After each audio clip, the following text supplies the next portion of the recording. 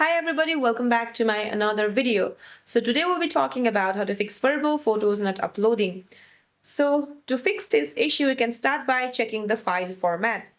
Avoid the images with watermarks, text, arrows or copyright logos as Verbo's system will auto-reject them.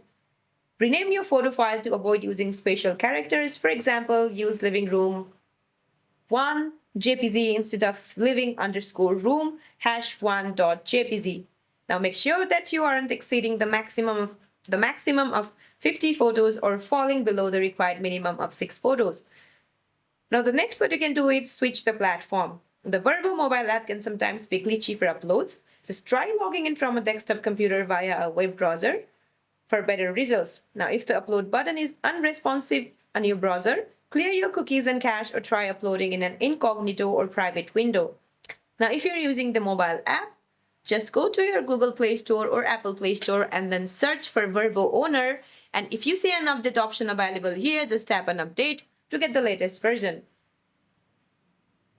So that's it for this video guys. I hope you liked this video. See you in my next